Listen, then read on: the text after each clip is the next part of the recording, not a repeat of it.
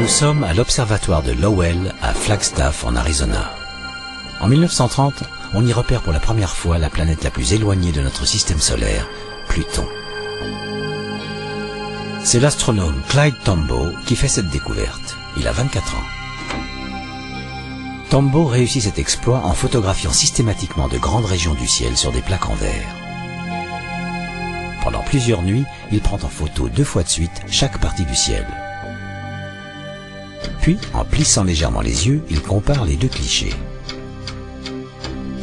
S'ils sont identiques et qu'aucun astre n'a bougé, il ne s'y intéresse pas, car seuls les objets à l'intérieur même du système solaire se déplacent devant le fond d'étoiles en arrière-plan.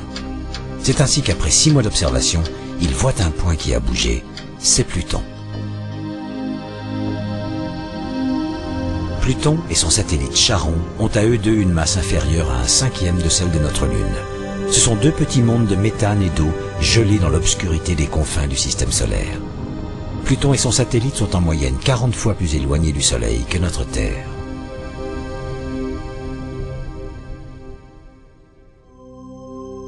Plus loin encore se trouve le nuage d'Oort, une sphère composée de débris de glace qui enveloppe le système solaire. Mais en revenant en arrière, il existe un autre réservoir rempli lui aussi de débris de glace, la ceinture de Kuiper. Pluton, avec son orbite très excentrique, pourrait bien provenir de cette ceinture et ne pas être une planète à part entière. Pluton est un mélange de roches et de glace, tout comme les comètes qui nous arrivent de la ceinture de Kuiper ou du nuage d'Oort. Voici la comète Hyakutake, observée en 1996.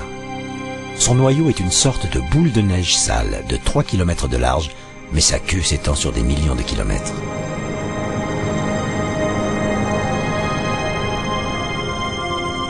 Quand une comète s'approche du Soleil, elle développe une double queue. La partie jaune est formée de poussière et la partie bleue de gaz. La queue gazeuse peut se détacher sous l'action du vent solaire qui souffle en rafale. C'est le vent, auquel il faut rajouter la pression du rayonnement solaire, qui repousse les queues de comètes à l'opposé du Soleil.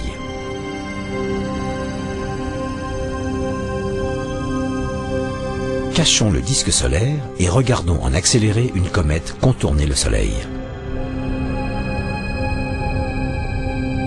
Celle-ci se perd dans le Soleil.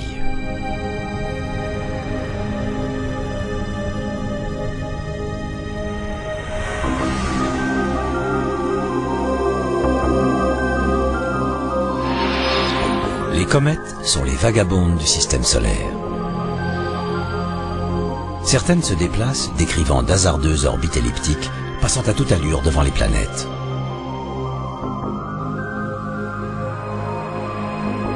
Telles des kamikazes, elles plongent vers le Soleil et meurent.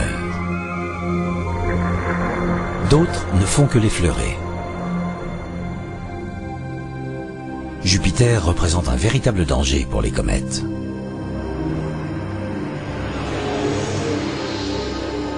Celle-ci est détournée de son orbite solaire, puis capturée par l'attraction de la planète géante.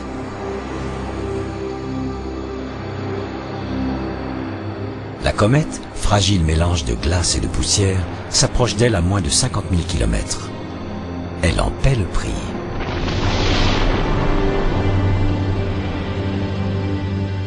Jupiter l'a brisée en plus de 20 fragments, mais ce n'est qu'un début. La comète, nommée Shoemaker-Levy 9, va devenir le plus grand spectacle céleste du siècle. En plongeant vers Jupiter, elle bombarde de toutes parts l'épaisse atmosphère de la planète gazeuse. C'était en juillet 1994.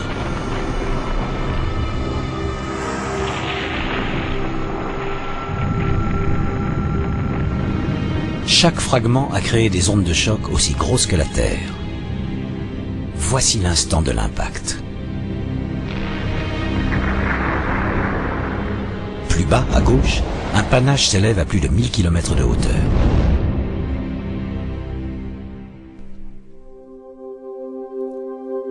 La plus célèbre des comètes est celle de Halley. Depuis des siècles, elle rend visite à nos cieux tous les 76 ans environ. Quand il l'aperçoit, en 1301, le peintre italien Giotto en fait son étoile de Bethléem. En 1066, la tapisserie de Bayeux raconte la conquête de l'Angleterre par les Normands. la comète est présente, témoin de l'histoire. Après le dernier passage de la comète de Halley, mais le premier depuis l'ère spatiale, c'est nous qui sommes allés lui rendre visite grâce à une sonde appelée Giotto envoyée par les Européens. Au milieu d'une armada internationale, c'est la mission la plus ambitieuse. Car Giotto doit traverser la coma, c'est-à-dire le nuage qui entoure le noyau. Nous sommes en 1986. Voici les images. Un noyau qui a la forme d'une cacahuète de 16 km sur 9.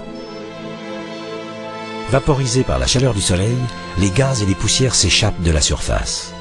La lumière éblouissante rend la vision difficile, mais la surface du noyau de Halley que l'on devine est couverte de carbone noir. La coma, nourrie par des jets de gaz, développe une chevelure d'1 million de kilomètres bien plus grande que le Soleil.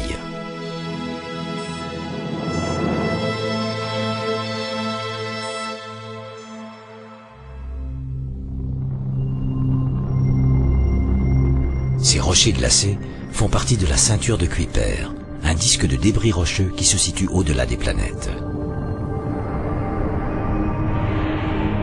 C'est de là que vient la comète de Halley, probablement bousculée par un changement dans l'interaction gravitationnelle du Soleil et des étoiles voisines. Halley a eu de la chance.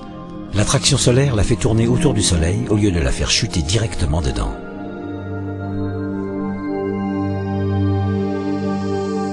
Mais Halley est maintenant prisonnière d'une orbite qui l'emmène au-delà de Neptune pour revenir vers le Soleil, puis repartir en direction de Neptune, et ainsi de suite. Halley parcourt son orbite en 76 ans. Les comètes qui ont des périodes plus longues arrivent de bien plus loin, comme celle de Hale-Bopp, la plus spectaculaire que l'on ait vue en cette fin de siècle.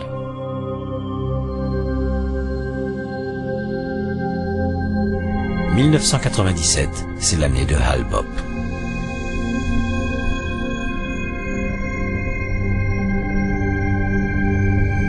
En gros plan, voici son noyau en rotation avec ses 40 km de large crachant du gaz et des poussières. Ils jaillissent de l'hémisphère chauffé par le Soleil, s'allumant et s'éteignant en fonction de la rotation du noyau. En s'approchant du Soleil, Hale-Bopp perd 1000 tonnes de poussière et d'eau par seconde.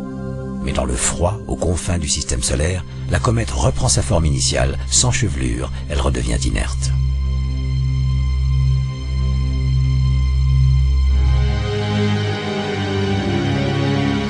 Dans l'histoire, les hommes ont toujours vu les comètes avec une chevelure, et ils les ont également souvent associées à la mort et à la destruction. Mais avoir peur des comètes n'est pas complètement absurde. Aujourd'hui, elles sont étudiées de très près par les scientifiques. Si Hale-Bopp avait percuté la Terre, nous serions tous morts. Mais ceci est une autre histoire. La sonde spatiale Stardust part à la rencontre de la comète Wild 2. À la manière du papier tue-mouche, ces instruments vont collecter des échantillons pendant que Stardust traversera sa chevelure.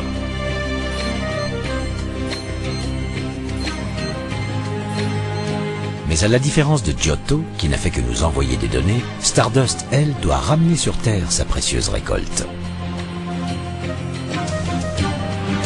Isolée dans une capsule capable de résister au choc brûlant de la rentrée dans notre atmosphère, voici un précieux colis qui nous vient de loin, bien au-delà des planètes.